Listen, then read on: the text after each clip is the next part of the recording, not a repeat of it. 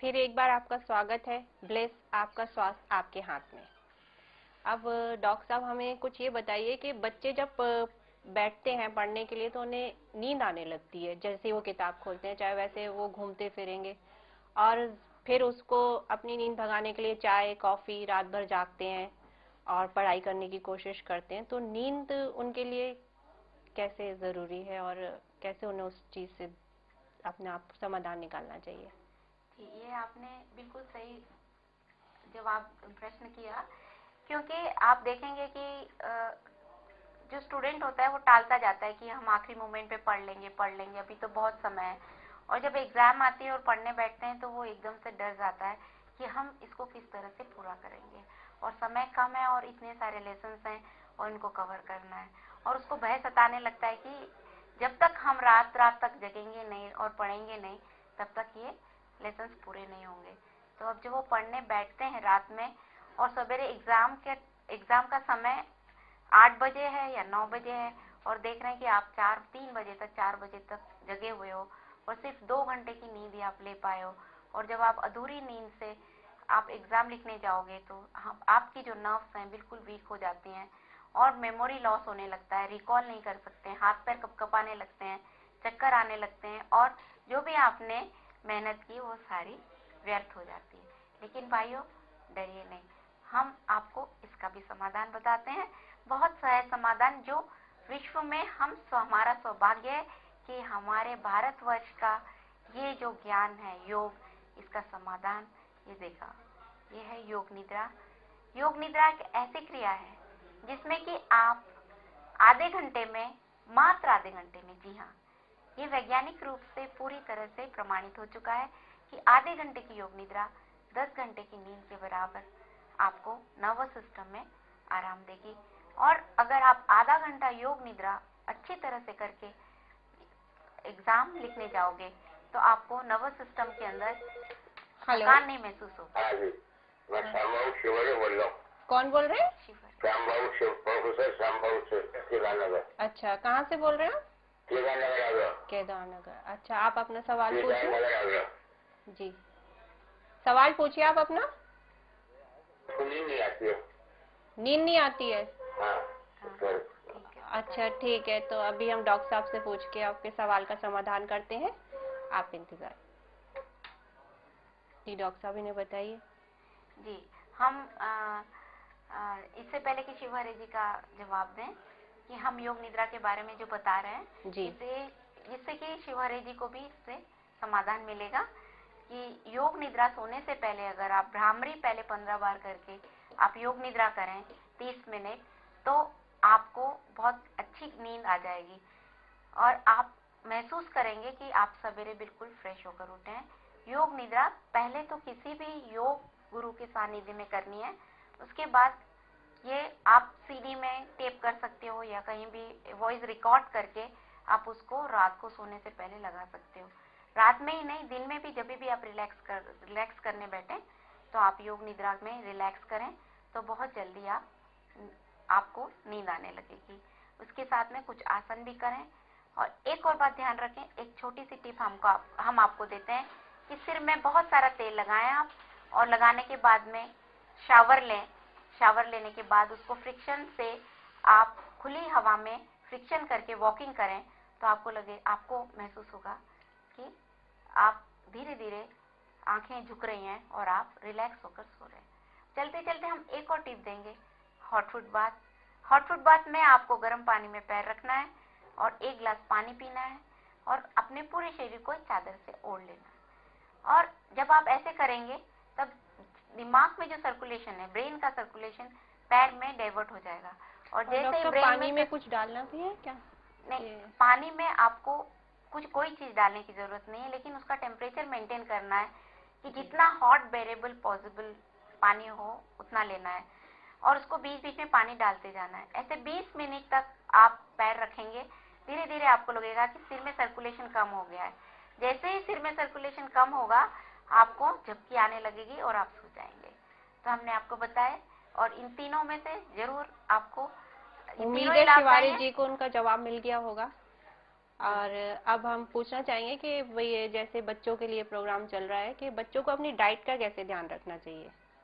जी, आपने जो जो सवाल किया उसको, जनरली बच्चे डाइट को नजरअंदाज करते हैं, जल्दी जल्दी पढ़ने में इतने व्यस्त हो जाते हैं कि जल्दी जल्दी सवेरे जाते हैं तो बिना खाए चले जाते हैं या फिर अधूरा सधूरा खाकर चले जाते हैं। तो इस बात का ध्यान रखें कि आप अपनी डाइट का पूरा पूरा ध्यान रखें, बिना खाए एग्जाम लिखने बिल्कुल ना जाएं, दूध और हल्का खाना खाएं, फल लें, है ना, या फिर सैंडविच हल्की सी ब्राउन ब्रेड की, या फिर आप कोई भी जूस ले सकते हैं। जूसेस आपको बहुत ज्यादा लाभ देंगे कि आप बिल्कुल फुर्तीमान रहोगे। और ये याद रखें कि जब भी एग्जाम का मौसम समय हो उस समय आपको बिल्कुल तला हुआ भोजन नहीं खाना है, बैलेंस डाइट लेना है जिससे कि आपका स्वास्थ्य आपके साथ दे और आप पढ़ाई में कंसंट्रेट कर सकें। जंक फूड ना खाएं, ज्यादा से ज्यादा सलाद लें, ज्यादा से ज्यादा सूप लें और ज्यादा से ज्यादा फाइबर डाइट लें और घर का भोजन करना पसंद करें, बाहर का भोजन ना खाएं जिससे कि कहीं आपको कहीं इन्फेक्शन से ग्रस्त ना होना पड़े या अपच या अजीर्ण से ग्रस्त होना ना पड़े। क्यों?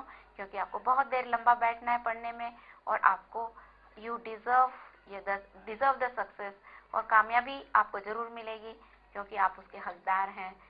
और अगर आप भोजन सही लेंगे, योग को का सहयोग लेंगे तो जरूर कामयाब होंगे आप अपने जीवन में, भोजन में। और ध्यान रखें, अंकुरित मूंग, अंकुरित भोजन, अंकुरित मोठ, अंकुरित दालें, बाकी दालें जैसे कि सोयाबीन जैसे या अंकुरित मेथी, इन चीजों का अगर आप नाश्ता करेंगे तो आप बिल्कुल फुर्तीले रहेंगे, आपको नींद नहीं आएगी। और क्योंकि इसे कहते हैं अमृत आहार। अमृत आहार आपके नर्व्स को बिल्कुल अलर्ट रखेगा और आप बिल्कुल चुस्त फील करेंगे। जब भी बीच में भूख लगे आप बिस्किट्स नहीं खाएं, आप खाएं फल, सेब खाएं, चीकू खाएं, अनार खाएं या जूस पिएं। फिर देखें कामयाबी खुद आपकी मंजिल तक आएगी। मंजिल को आपको ढूंढना नहीं पड़ेगा, मंजिल आपको ढूंढेगी।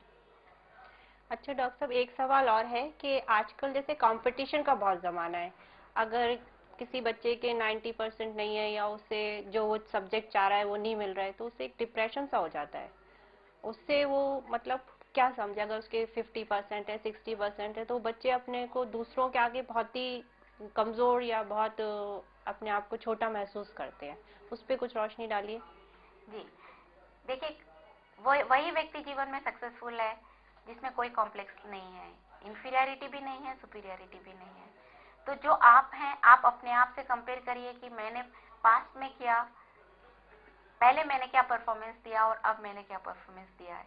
यदि वो अगर आप प्रगति कर रहे हैं तो ये बहुत बढ़िया है कि आप अपने आप से संतुष्ट रहिए। अगर अवनति कर रहे हैं तो ये आपका मौका है देखने के लिए कि ये कौन सी चीजें रही जो मैं नीचे, मेरा जो स्तर है वो नीचे गिरा।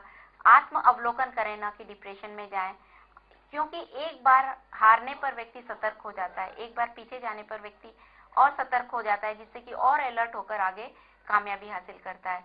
इसीलिए आप दूसरों से अपने आप को कंपेयर नहीं करें, आप अपने आप से कंपेयर करें एंड डू योर बेस्ट।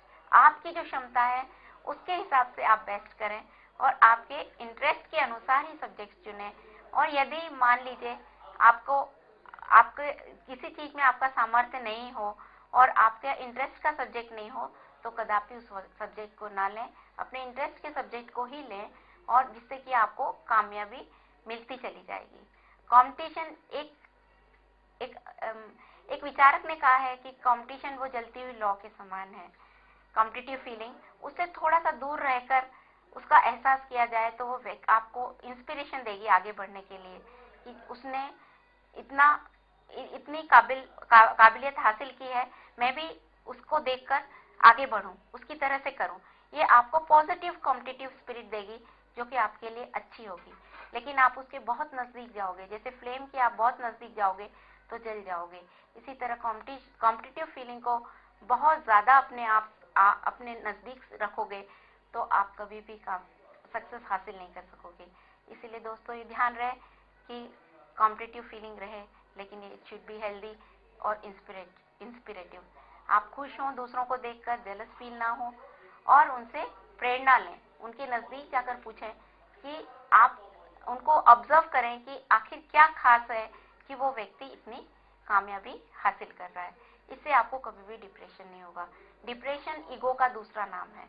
यदि व्यक्ति में ईगो होगी, जब सक्सेसफुल होगा तब, जब अगर वो इगोइस्टिक फील करेगा तभी फेलियर होगा तब डिप्रेशन फील करेगा। यानी इसमें अपने आप को इंट्रोस्पेक्ट करें कि अगर आप में डिप्रेशन आ रहा है, यानी आपसे जो छोटे हैं उनको देखकर आप इगोइस्टिक फील हो रहे हैं, आप में सुपीरियरिटी कॉम्प्लेक्स है, क्योंकि ये कंपैरेटिव टर्म है। तो डिप्रेशन होने पर अपने आप पर सेल्फ पिटी ना करें कि मैं डिप्रेशन में जा रहा हूँ, मैं डिप्रेशन में नहीं। अलर्ट हो जाए, मैं इगोइस्टिक हूँ, मैं इगोइस्टिक हूँ, मैं इंफीरियरिटी और सुपीरियरिटी दोनों कॉम्प्लेक्स के परे एक इंडिपेंडेंट बीइंग हूँ जो सतत प्रयत्न कर रहा हूँ आगे बढ़ने का। चाहे मैं चल रहा हूँ, चाहे मैं लुढ़क रहा हूँ, मैं क्रॉल कर रहा हूँ या मैं चल रहा हूँ, चाहे मैं दौड़ रहा हूँ, मैं आगे बढ़ रहा हूँ। इस बात का एहसास हमेशा रखें। कोई डरने की बात नहीं है। अगर आप निरंतर कोई भी काम स्लो एंड स्टेडीली करेंगे तो जरूर आपको कामयाबी हासिल होगी। पेशेंस और परसिवरेंस, ये दो चीजों को आप हमेशा अपने साथ रखेंगे तो ऐसी कोई शक्ति नहीं है आपको रोक सके। और एक बात जाते जाते एक और बात ध्यान रखें, आप जो चीज डिजर्व कर रहे हैं उसको वो आपको जरूर मिलेगी, क्योंकि नेचर आपको चुनेगा। आपको सब्जेक्ट नहीं चुनना पड़ेगा, सब्जेक्ट आपको चुनेगा। क्यों? क्योंकि आप में इतनी काबिलियत है। इसीलिए अपने आप को इतना बुलंद करें कि खुदा आकर आपसे पूछे कि बंदे तेरी मर्जी क्या है। अच्छा डॉक्टर साहब, एक सवाल और ये है कि जैसे बच्चे मतलब जैसे जाते टाइम ऐसे एक आध कोई छोटा आसन बताइए जो परीक्षाओं के समय वो कर सके इजीली। जी जी, ये आपने बहुत उपयोगी सवाल पूछा। आप देखिए कि जब आप परीक्षा में जाने से पहले आप शशांकासन में लेते हैं। शशांकासन कैसे करते हैं? वज्रासन में बैठे, घुटने के बल वज्रासन में बैठकर आपको आगे हाथ करके धीरे धीरे दोनों हाथों को आगे करके मस्तक को जमीन से लगा देना है। इससे क्या होगा? ब्रेन में सर्कुलेशन बढ़ेगा और आप रिलैक्स फील होगे। पूरी बॉडी को रिलैक्स कर देना है और लंबी गहरी सांस लेना है और धीरे धीरे सांस छोड़ना है। सांस के ऊपर निरंतर ध्यान रखना है और महसूस करना है कि मेरे सिर में सारा सर्कुलेशन एंटर हो रहा है, क्योंकि ये अलोंग द ग्रेविटी जाएगा। सिर नीचे होगा और हृदय ऊपर होगा, तो आपका रक्त संचार ब्रेन में जाएगा। और जब धीरे धीरे लंबी गहरी सांस लेते जाएंगे और छोड़ते जाएंगे तो ब्रेन की नर्व्स रिलैक्स भी होती जाएंगी। इससे नर्व्स रिलैक्स भी होती जा रही है, सर्कुलेशन भी बढ़ रहा है।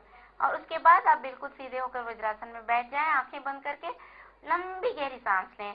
सांस लेते में आप अपने मन में कहें कि मेरे ब्रेन के एक एक सेल में, एक एक कोशिका में स्फूर्ति, शक्ति और मेमोरी इंक्रीज होती जा रही है। और सांस छोड़ते में सारी थकान और सारा डिप्रेशन, सारा तनाव बाहर होता जा रहा है। और जैसे जैसे आप सांस के साथ, हर सांस के साथ सोचें कि मैं अपने तनाव को बाहर छोड़ रहा हूँ। और यदि एग्जामिनेशन के भीतर भी आपको स्ट्रेस हो रहा हो, तब आप सिर नीचे करके अगर थोड़ी देर टेबल पर लेटकर आप सांस के ऊपर ध्यान ले जाएंगे तो उससे भी आपको लाभ होगा। और आपको महसूस होगा कि आप तुरंत, आप जो भूल रहे थे टर्म या आपको कोई नंबर भूल रहे हो या कोई सदी भूल रहे हो, तो तुरंत आपको याद आ जाएगा। ये बहुत अच्छा मेथड है। और भी कुछ ना सूझे तो लंबी गहरी सांस लीजिए, जैसे कि हमने कहा पेट, छाती, कंधे तीनों फैलाइए और धीरे धीरे सांस छोड़िए। 10 सांस छोड़ेंगे, 10 से 1 उल्टी गिनती गिनते हुए 10 सांसों में ही आप टोटली रिलैक्स हो जाएंगे। तो इससे आपको आराम से एग्जामिनेशन में आप अपना परफॉर्म कर पाएंगे। और ये याद रखें कि अगर कोई कठिन सवाल है तो उसके पीछे उलझने से बेटर यह है कि आप पहले जो सीधे सीधे सरल, जो आप अच्छी तरह से सामर्थ्य पूर्वक कर रहे हो, इंटेलिजेंटली कर सकते हो, वो पूरा कर डालें। और उस सवाल से आखिरी में उलझें जो आपको उलझा रहा है, तो आपको तनाव नहीं होगा। उस सवाल के बारे में मत सोचें, उस क्वेश्चन के बारे में ना सोचें जो आपको नहीं आ रहा है। नहीं तो जो क्वेश्चन का आंसर आपको आ रहा है उसके साथ में वो जो नहीं आ रहा है वो क्लैश करेगा और आप उसको रिकॉल कर सकोगे। तो इससे आप इजीली एग्जामिनेशन में हंसते हंसते कामयाब हो सकोगे।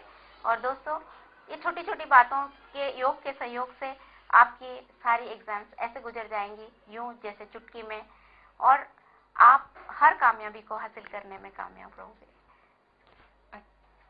अच्छा, अब हम एक ब्रेक लेते हैं छोटा सा और फिर हाजिर होते हैं थोड़ी देर में।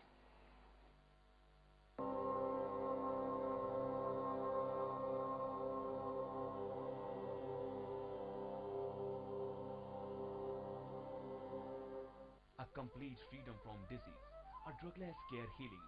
Bliss, the Institute of Yoga, Acupuncture and Naturopathy facilities available. Yoga classes morning and evening. Steam bath and hydrotherapy treatments. Scientific massages. Meditation, concentration, enhancement programs. Individual yoga session. Acupuncture therapy and magnetotherapy. 6-month certificate course in yoga. Contact Bliss.